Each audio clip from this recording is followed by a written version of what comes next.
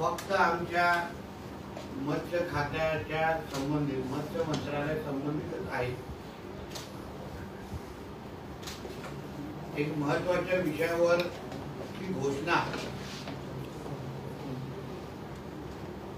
मला मत्स्य खात्याचा मंत्री म्हणून मला आज करायची आहे। महाराष्ट्राचे मुख्यमंत्री आदरणीय देवेंद्र फडणवीस साहेबांनी पहिल्या दिवसापासून आपल्या सरकारचे हेतू आणि उद्दिष्ट हे स्पष्ट केलेले आहे आणि मी माझ्या पहिल्या पत्रकार परिषदेमध्ये मंत्री म्हणून मी एक बाब स्पष्ट केली होती की माझं मंत्रालय किंबहुना मत्स्य खाते मंत्रालय हे महाराष्ट्राचं मत्स्य उत्पादन वाढवणं आणि सागरी सुरक्षा या दोन विषयावर प्रामुख्याने काम करेल। 9 जानेवारीला आम्ही ड्रोनची सुरक्षा ही किनारपट्टीवर आम्ही सुरू केली। आज ही आमचे 9 ड्रोन हे किनारपट्टीवर लक्ष ठेवून आहेत। मोठ्या प्रमाणामध्ये अनधिकृत मासेमारी, एलईडी मासेमारी या सगळ्यावर नियंत्रण आणि लक्ष ठेवण्याचं काम आम्ही ड्रोनच्या मार्फत करत आहोत। कोणालाही नियम तोडण्याची परवानगी आमच्या खात्याच्या माध्यमातून आम्ही देत नाही आहोत। आता त्याच तोच धागा धरून एक महत्वाची घोषणा मी आता करणार आहे। आमच्या पारंपरिक मच्छीमारांची वर्षानुवर्ष किंवा पिढ्यानपिढीची एक जुनी मागणी आहे की आमच्या महाराष्ट्राला गोवा, तमिळनाडू या राज्यांच्या धर्तीवर एक स्वतंत्र अंमलबजावणी पक्ष असावा, ज्या अंमलबजावणी पक्षाच्या माध्यमातून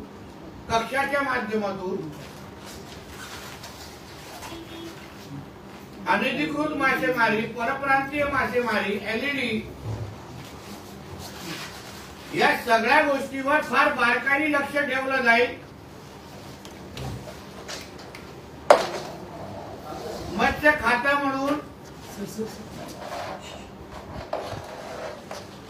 खाते म्हणून आम्हाला प्रत्येक गोष्टीवर कारवाई करण्याची संधी भेटेल। ही भूमिका आजच्या तारखेला आमचे ड्रोन बजावत आहेत। त्यापेक्षाही कडक नियंत्रण हे अंमलबजावणी कक्षाच्या माध्यमातून ठेवलं जाणार आहे। आता अंमलबजावणी कक्षा संदर्भात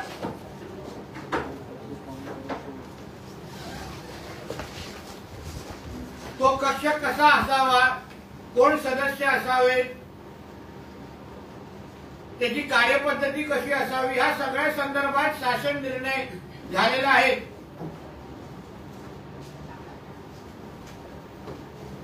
उदाहरण, आता अंमलबजावणी कक्षामध्ये कोण कोण असावं तर त्याचे काही नियम घालून दिलेले आहेत। तर त्याचे अध्यक्ष आयुक्त मत्स्य व्यवसाय महाराष्ट्र राज्य, सदस्य संबंधित 7 सागरी जिल्ह्याचे जिल्हाधिकारी प्रतिनिधी, संबंधित 7 जिल्ह्याचे जिल्हाधिकारी प्रतिनिधी, त्याचबरोबर संबंधित 7 सागरी जिल्ह्याचे पोलीस अधीक्षक, त्याचबरोबर उपसचिव मत्स्य व्यवसाय मंत्रालय मुंबई, त्याचबरोबर संबंधित 7 जिल्ह्याचे सहाय्यक आयुक्त मत्स्य व्यवसाय आणि सदस्य आणि सचिव सह आयुक्त मत्स्य व्यवसाय सागरी मत्स्य व्यवसाय मुंबई असं 6 जणांची हे अंमलबजावणी कक्ष स्थापन करण्याचा शासन निर्णय होता आणि त्याच अनुसार आता दुपारी 2 वाजता व्हीसीच्या माध्यमातून हे संबंधित जेवढे सदस्य आहेत, मग जिल्हाधिकारी असो, पोलीस अधीक्षक असो, मत्स्य व्यवसाय अधिकारी असो, या सगळ्या जणांची बैठक मी आताच 2 वाजता घेतलेली आहे। माझ्याबरोबर फिशरीज कमिशनरही होते आणि मग आम्ही लोकांनी अंमलबजावणी कक्ष स्थापन करणं, त्याचबरोबर त्याची कार्यपद्धती या सगळ्या बाबतीमध्ये आमची प्राथमिक बैठक आताच झालेली आहे। अंमलबजावणी कक्ष म्हणून मत्स्य आयुक्त याचा कारभार बघतील, महिन्यामध्ये 2दा तरी भेटणं त्यांच्याकडून अपेक्षित आहे। त्या पद्धतीने ते बसतील। मी स्वतः मंत्री म्हणून महिन्यामध्ये एकदा त्यांच्या मी आढावा घेणार की अंमलबजावणी कक्ष म्हणून तुम्ही जे तुम्हाला जबाबदाऱ्या दिलेल्या आहेत त्या तुम्ही कशा पूर्ण करत आहात, जे नियम या शासन निर्णयामध्ये दिलेले आहेत ते तुम्ही पूर्ण करत आहात का, या सगळ्या बाबतीचा आढावा मंत्री म्हणून मी स्वतः घेणार आहे। काही नियम म्हणजे नेमकं अंमलबजावणी कक्षाने काय काय करावं, सदर समितीच्या कार्यकक्षा खालीलप्रमाणे म्हणजे काय काय त्यांनी करावं। महाराष्ट्रातील सागरी जलदी क्षेत्रामध्ये परप्रांतीय त्याचबरोबर अनधिकृत एलईडी मासेमारी रोखण्यासाठी शासनात उपाययोजना सुचवणे, म्हणजे एकंदरीत काय परिस्थिती आहे, काय सुधार केले पाहिजेत, परप्रांतीयची काय किती नौका येत आहेत, त्याचबरोबर एलईडीचे काय परिस्थिती, सगळ्याची माहिती अंमलबजावणी कक्ष म्हणून ते आम्हाला देतील। स्वतंत्र अंमलबजावणी कक्ष स्थापन करण्यासाठी कक्षाची संरचना, संविधानिक चौकट व निधीची तरतूद याचा अभ्यास करणे, त्याचबरोबर परप्रांतीय अनधिकृत मासेमारी एलईडी वर नियंत्रण ठेवण्यासाठी आवश्यक असलेल्या साधन सामुग्री व मनुष्यबळ याचा अभ्यास करून याबाबत शासन उपयोजना सुचवणे, अशा पद्धतीने एक साधारण त्यांची म्हणजे त्यांचे कार्यक्षेत्र दिलेलं आहे। अंमलबजावणी कक्ष म्हणून महाराष्ट्रामध्ये जे काही त्यांना कार्यक्षेत्र दिलेलं आहे त्या अनुसार ते काटेकोर पद्धतीने काम करतील। अनधिकृत मासेमारी एलईडी या सगळ्या बाबतीवर अगर नियंत्रण आणलं तर आपल्या राज्याचं उत्पादन वाढवण्याची फार मोठी संधी आपल्यासमोर आहे। आज आंध्र सारखा राज्य असो, केरळ सारखा राज्य असो, हे सगळे राज्य उत्पादनाच्या बाबतीमध्ये पुढे आहेत। महाराष्ट्र म्हणून आमचं उद्दिष्ट आहे की आम्ही पण वरच्या क्रमांकावर जावं, आम्ही पण चांगल्या पद्धतीने काम करावं। पारंपरिक मासेमाऱ्यांना आम्ही आमच्या पद्धतीने संधी द्यावी म्हणून स्वतंत्र अंमलबजावणी कक्ष हे आजपासून आमच्या महाराष्ट्रामध्ये स्थापन होत आहे, याची घोषणा मी या निमित्ताने करतो। याला जोडून एक प्रश्न आहे की वारंवार तुमच्या विभागाला मासेमारी करण्यासाठी डिझेल परतावा संदर्भामध्ये त्या संदर्भात काही निर्णय आहे? त्या पद्धतीने डिझेल परताव्याची जेव्हा जेव्हा मागणी होते त्या पद्धतीने 100% डिझेल परतावा त्या मच्छीमारांना द्यावं, या बाबतीमध्ये आमचं सरकार फार सकारात्मक आहे। नितेशजी, आपल्याकडे 20 नॉटिकल माईल पर्यंत आपल्याकडे मच्छीमारी चालत असते। 12 नॉटिकल माईल 12 नॉटिकलच्या पुढे जे असं सेंट्रल गव्हर्नमेंटचं जर का असेल तर त्यांच्यावर आपलं टाईप कसं होणार आहे? कारण आपलं हे जे काही नियंत्रण जे आहे ते आपल्या सरकारने केले, पण त्याच्या पुढे जे आहे कारण त्यांच्याबरोबर आमच्या कम्युनिकेशन पण आमचं असणार आहे. संबंधित जे केंद्राचे अधिकारी आहेत, आता अंमलबजावणी कक्ष म्हणून आम्हाला जो कक्ष ते दिलेला आहे ते काम करणार. त्यांच्या हद्दीतले काही जे विषय असतील ते त्या मंत्रालयाबरोबर आम्ही संपर्कात आहोत ना, तर ते विषय त्यांच्याशी चर्चा करणार आम्ही. नाही, पण ज्या वेळेस माशाची पैदास असते त्यावेळेस हे LED पद्धतीने वापर करून मोठ्या प्रमाणात मासेमारी अन्य राज्यात सुरू असल्यामुळे त्या बोटींवर नेमकं आपल्याकडून मत्स्य विभागाकडून ज्या पद्धतीने पाहिजे तसं नियंत्रण म्हणजे नसतं. तुम्हाला असं वाटतं, तुम्ही आमच्या मंत्रालय आल्यानंतर तुम्ही ह्या 2 महिन्यामध्ये LED बोटींवर केलेल्या कारवाईचा आढावा घ्या, माहिती घ्या, मग कदाचित तुमचं मत आमच्या मंत्रालयाबद्दल बदलेल. नाही, आणखी कसं आहे की एक तर आपण एलईडीला बंदी घालताना किंवा त्याच्यावर अंकुश ठेवताना पर्सनेटच्या द्वारे जी होणारी मच्छीमारी जी आहे त्याच्यात ही बीज मोठ्या प्रमाणात मच्छीचं येत असल्यामुळे आपल्याकडे तुम्ही जे म्हणालात की मोठ्या प्रमाणात तूट आता निर्माण होऊ नये, ते जर माहिती नसेल तर आपण पर्सनेटच्या संदर्भात काय निर्णय घेणार आहोत?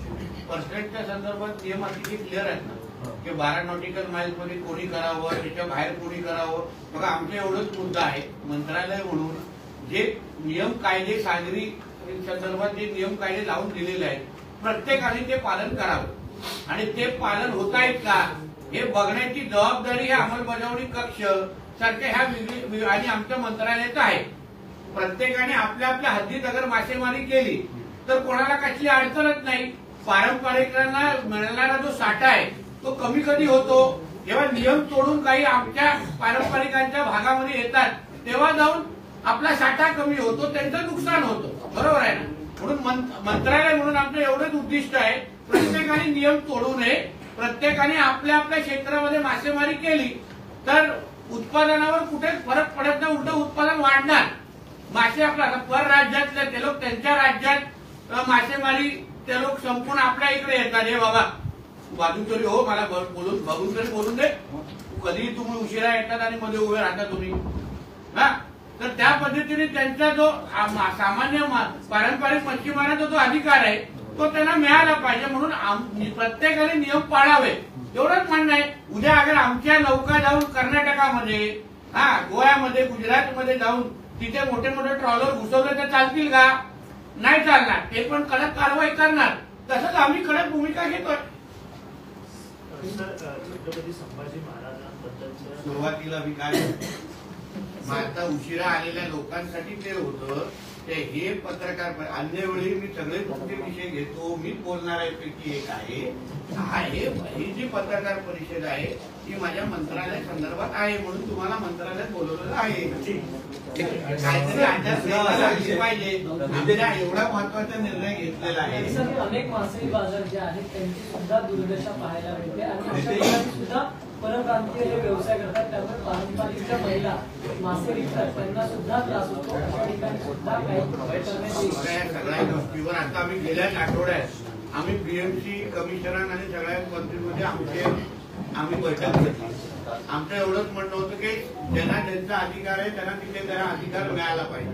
कोणी येऊन दुसऱ्याच्या हद्दीमध्ये बसून अगर मासेमारी करत असेल तर खातं म्हणून तर आम्ही कारवाई करणारच, आणि पोलीस खात्याने पण त्या संबंधित आम्हाला सहकार्य करावं अशी कडक भूमिका आमच्या मंत्रालय म्हणून आम्ही घेतलेला आहे. नितेशजी, मेरीटाईम बोर्डाच्या हद्दीमध्ये मोठ्या प्रमाणात बैलगाडी किंवा अशा पद्धतीने जी वाळू चोरी मोठ्या प्रमाणात होते, त्यावर कशा पद्धतीने काही उदाहरणं जर तुमच्याकडे असतील, उरण वगैरे या अलिबाग वगैरे भागामध्ये तक्रारी आमच्याकडे द्या. मोठ्या प्रमाणात सुरू आहे. मला तेच म्हणत, तक्रारी आमच्याकडे द्या, आम्ही त्यावर कारवाई तुम्हाला करून देतो. आम्हाला याच्यात पूर्ण पद्धतीने कोणीही नियम तोडू नये भूमिकेचे आम्ही लोक आहोत. त्या पद्धतीने तुमच्याकडे काही तक्रारी असेल आमच्याकडे द्या, परत त्या तक्रारी द्यायला लागणार नाही एवढी काळजी मी घेतो. नितेश, आपण मासेखाऊ लोकांच्यासाठी खूप चांगलं काम करताय, पण आणखी एक गोष्ट आपल्या मुंबईमध्ये कसारा आणि ससून डॉक बद्दल बोलायचं. प्रामुख्याने ससून डॉक मध्ये आपले सगळे स्थानिक मासेमारी होते, आणि कसारा बंदरामध्ये प्रामुख्याने गुजराती ट्रॉलर्स जे आहेत त्यांच्याकडून आपल्याच हद्दीमध्ये मारलेली मासेमारी तिकडे केली जाते. त्याच्यामुळे मोठ्या प्रमाणात आपले जे काही मच्छीमार जे आहेत किंवा आपले जे ट्रॉलर जे आहेत त्यांना जागा कमी पडते ससून डॉकमध्ये.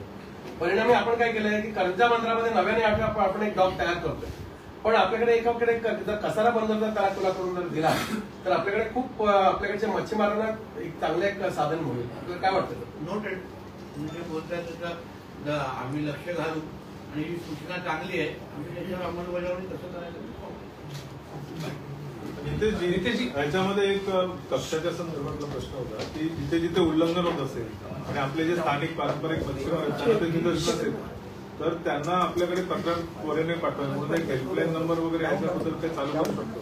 पण आमचे मत्स्य खात्याचे अधिकारी त्यांच्या तसेही संपर्कात असतात.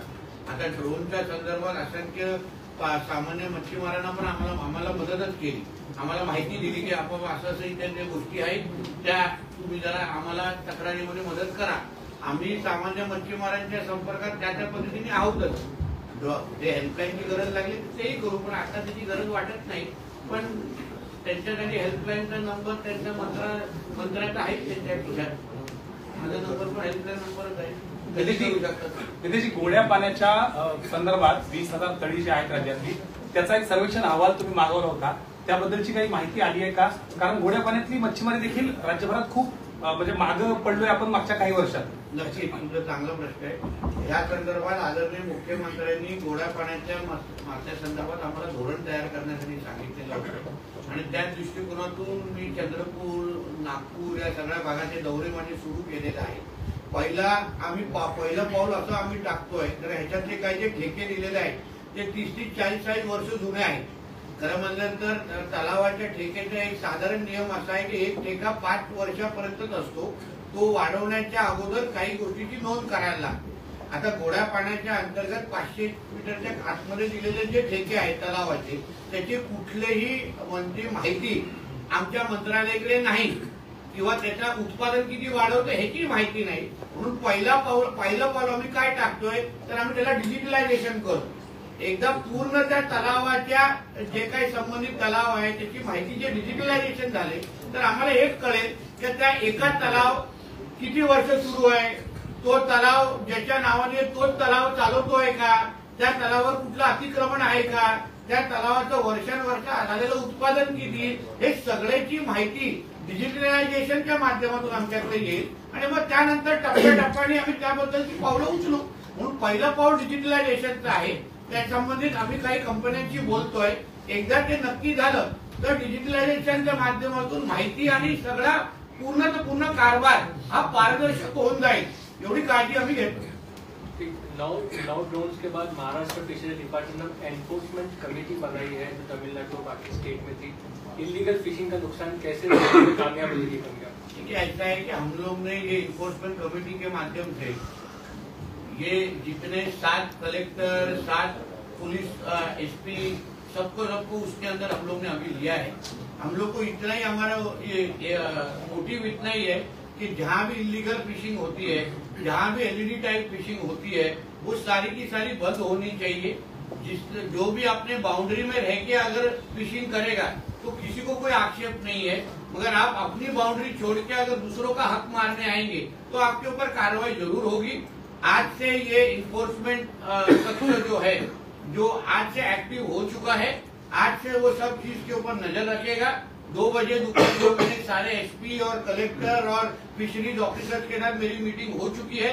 महीने में 2 बार हमारे फिशरीज कमिश्नर जो वो कमेटी को हेड कर रहे हैं वो कमेटी का मीटिंग लेंगे. महीने में 1 बार मैं खुद उन लोग के साथ बैठूंगा और उस माध्यम से हमारे पूरे कोस्ट पे किसी भी तरीके की इलीगल एक्टिविटीज एलईडी हो, अलग अलग बाहर से आने वाले कर्नाटक, गोवा, यहाँ से आने कोई भी ट्रॉलर हमारे अंदर आने नहीं चाहिए, जिसके वजह से हमारे लोकल फिशिंग को उसको इफेक्ट हो, लोकल फिशिंग के प्रोडक्शन को इफेक्ट हो. उस तरीके का काम आज से वो इन्फोर्समेंट हमारा जो काही ग्रुप है वो आज से करेगा. साहेब, आपल्याकडे कोस्टल एरिया हा कोकण आणि मुंबई देखील आहे, पण मत्स्य संशोधन केंद्र आहे विदर्भामध्ये, त्याचं सबऑर्डिनेट केंद्र आपण कोकणाच्या परिसरामध्ये किंवा मुंबईत निर्माण करण्यासाठी काय प्रयत्न करणार का? त्यासाठी तुम्ही अजून 2 कॅबिनेट आम्हाला द्या. आम्ही कॅबिनेटमध्येच प्रस्ताव आणतोय. देवगडला गिरजेच्या आजूबाजूला वाघोटन आणि भागामध्ये आम्ही जागा निश्चित केलेली आहे फिशरीज इन्स्टिट्यूटसाठी, महाविद्यालयासाठी, फिशरी मत्स्य व्यवसाय महाविद्यालयासाठी. त्यासाठी आमचं काम झालं. गेल्याच आठवड्यात कृषी मंत्र्यांबरोबर आमची त्या संदर्भात बैठक झाली. झालं त्याच्यावर हे पण होते माझ्या बरोबर दापोली विद्यापीठचे जे व्हाईस चान्सलर आहेत भावे, ते पण आमच्या बरोबर होते. आमचा प्रयत्न आहे की आता जून पासून आम्ही इन्स्टिट्यूटचा कारभार सुरू करावा विविध इमारतींमध्ये. आणि जो काही बजेट आम्ही मागितलेला आहे, जवळपास 100 कोटी एवढा बजेट मागितलेला आहे, पुढच्या वर्षीपासून आपल्या कोकणामध्ये, देवगडमध्ये, सिंधुदुर्गामध्ये आपल्या स्वतःची हक्काची दापोली विद्यापीठची संलग्न असलेली आपले स्वतःचं फिशरी मत्स्य व्यवसायाचं महाविद्यालय तिथे असणार. चिपी एअरपोर्ट सुरू नाही ऍक्टिव्हेट गेले काही दिवस. परत आता तिथे अंगणवाडीची यात्रा पण येते लोकांना. त्या संबंधित मी आम्ही एअरलाईनचे आमचं बोलणं सुरू आहे. काही गोष्टी वेदरच्या संदर्भात आहेत, काही गोष्टी त्याच्या नाईट लँडिंग संदर्भात आहेत. ते लवकरच दूर होतील आणि मग लवकरच आपल्याला तिथे सेफ लँडिंग भेटेल. लवकरात लवकर व्हावं असा आमचा प्रयत्न आहे. त्याला तुमच्यापेक्षा जास्त अडचणी आम्हाला आहेत.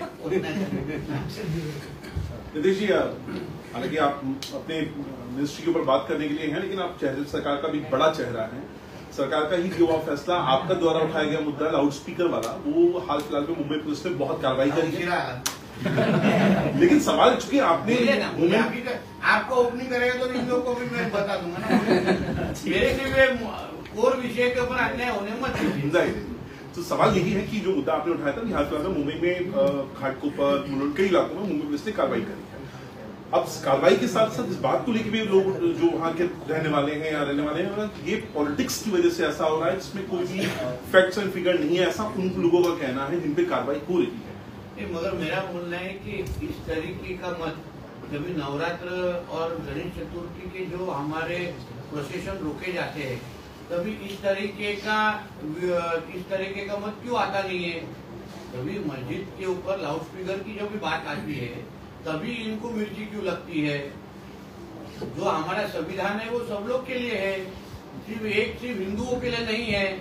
तो जो जजमेंट अभी ऑनरेबल कोर्ट ने दिया है, उसका तो 100% उसका एग्जीक्यूशन होगा ही. उसको सबको फॉलो करना पड़ेगा.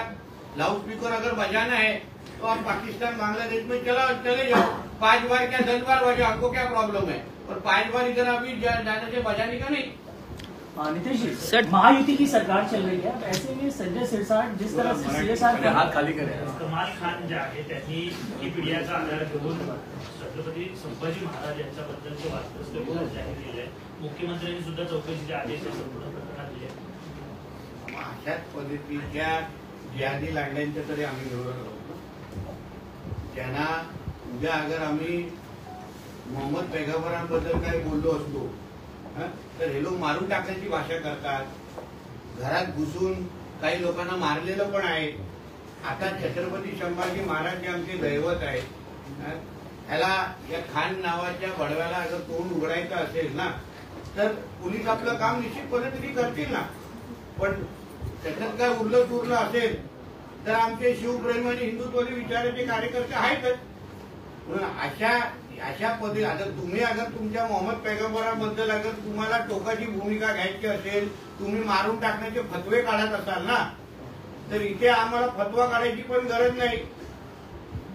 सर, मात्र आज कमाल खान अशा वेगवेगळ्या वक्तव्यावरून चर्चेत राहण्याचा प्रयत्न करतो का असं म्हणायचं. मला म्हणजे चर्चेत राहण्यासाठी तुम्ही आमच्या महाराजांचा वापर करू नये.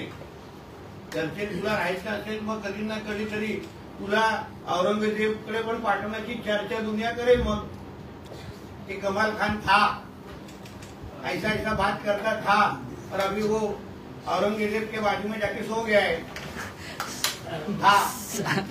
सर, कमाल खान ने आपत्तिजनक टिप्पणी की है छत्रपति संभाजी महाराज को लेकर, क्या कुछ सर कहेंगे. ऐसा है कि इन्हीं जिहादी लांडों के खिलाफ तो हम लोग है ना, जिनको हमारे देश में रह के हमारा पानी और हमारा खाना खाके इनको अगर हमारे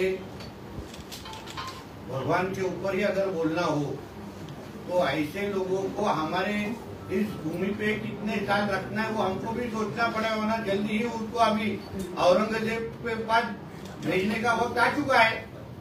पुलिस अपना काम जरूर करेगी. हमारी सरकार, हमारे मुख्यमंत्री ये सारा चीज कभी सहन करेंगे नहीं.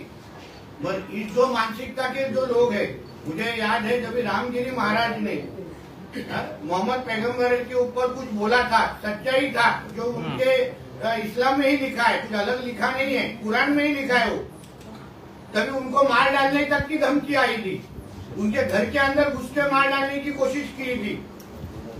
फिर अभी इसको अगर कुछ कम ज्यादा हुआ तो फिर उसको उसी नियम के हिसाब से देखना चाहिए। कुछ चीज है ना, हम लोग सहन करने के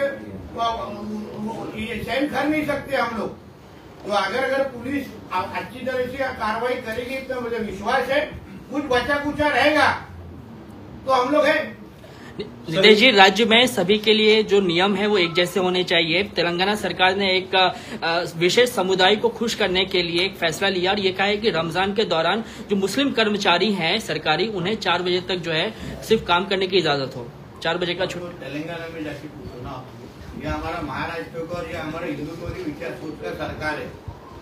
इधर कोई भी यहाँ तुष्टीकरण की राजनीति करेगा नहीं, करना भी नहीं चाहिए। जैसे हम लोगों ने कहा है कि मदरसा में सिर्फ हमारे बाकी बच्चों को संडे की छुट्टी होती है, फिर मदरसाओं को फ्राइडे में छुट्टी क्यों देनी चाहिए? ये क्या हमारे देश में अलग पाकिस्तान है क्या? अलग इस्लाम राष्ट्र है?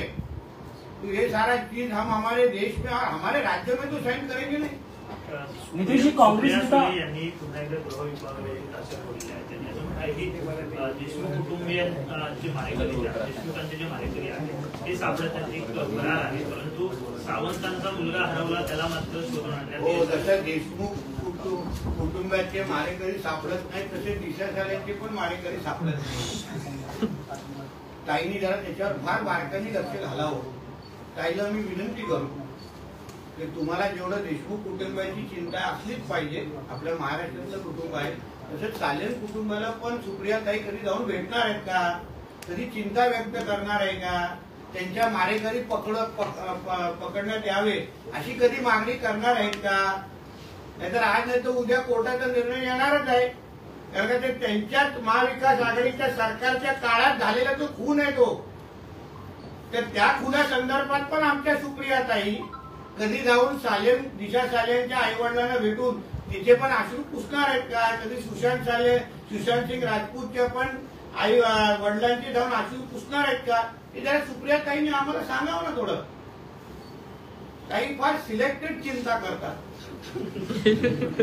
थैंक यू नितीश जी, सरकार में जिस तरह से जितनी भी सिक्योरिटी कम की गई है उसको लेकर और खासतौर पर फडणवीस और एकनाथ शिंदे साहब के बीच जिस तरह से भी बातें हो रही हैं उसको क्या बातें हो रही है? अच्छी बात अभी मैं देखते हैं आपको अच्छी बातें हो रही है. या आप लोग को भी क्या आप लोग को स्टोरी मिल नहीं रहा है ना, इसलिए आप ऐसे हमारे पत्रकार परिषद में घुस जाते हैं, हमारा विषय अलग डाइवर्ट करते हैं, आप हमारी सरकार के बारे में बदनामी करते हैं. ये गलत है. हमारे मन में सब अच्छा है और आपको कितना करीब हम लोग आना चाहिए आप डिसाइड करके बताओ, तो आपको विश्वास होगा कि कुछ प्रॉब्लम नहीं है. और सिक्योरिटी क्या है, जिसको थ्रेट परसेप्शन पे होता है, आप लोग क्या है, आप लोग रूल्स एंड रेगुलेशन पढ़ते नहीं है ना. आप यंग पत्रकार हो, थोड़ा रूल्स रेगुलेशन पढ़ो. थ्रेट परसेप्शन के ऊपर सिक्योरिटी डिसाइड किया जाता है. तो फिर उद्धव ठाकरे के सरकार के वक्त वरुण सरदेसाई को क्यों सिक्योरिटी दिया था? तभी क्यों नहीं सवाल पूछा था? और अभी फडणवीस साहब के सरकार में थ्रेट परसेप्शन का एसेस किया जाता है प्रोटेक्शन के कमिटी के माध्यम से, और उस थ्रेट परसेप्शन के अकॉर्डिंग वो आदमी को सिक्योरिटी दी जाती है. अभी उद्धव ठाकरे और संजय राजेराव की कैसी बढ़ा रहे कि उनको मालूम की सिक्योरिटी निकालेंगे तो लोग चप्पल से मारेंगे. मालूम है थ्रेट परसेप्शन है, लोग अंडा मारेंगे, टमाटर मारेंगे, चप्पल मारेंगे, इसलिए उनको डेढ़ पैसे सिक्योरिटी देके रखा है. सर, शिंदे गुट के नेता है संजय सिरसाट, सीएसआर फंड जिस तरह से सीएम के हाथ में गया है उसको लेकर खुले तौर पर नाराजगी जाहिर की है. वो आप उनको पूछिए ना, उनका मैंने देखा भी नहीं कि इस चीज पे नाराजगी जाहिर की है. ऐसा मुझे नहीं लगता कोई नाराज. सर, कांग्रेस नेता हुसैन दलवाई ने आरएसएस और बीजेपी को आतंकवादी संगठन कहा है, इस तरह से आतंकवाद से कंपेयर किया है. तो उनका कांग्रेस क्या है? मुस्लिम लीग तो है. आतंकवाद देशभक्त संगठनाओं को अगर वो आतंकवादी बुला रहे तो कांग्रेस सबसे बड़ा आतंकवादी संगठन है. मुस्लिम लीग और अलकायदा का भाषा ये अपना उनका कांग्रेस पार्टी सालों साल करते आ रही है, इसलिए तो हमको छोड़ के बाहर निकलना पड़ा। सब आतंकवादी है उधर। ठीक है, ठीक।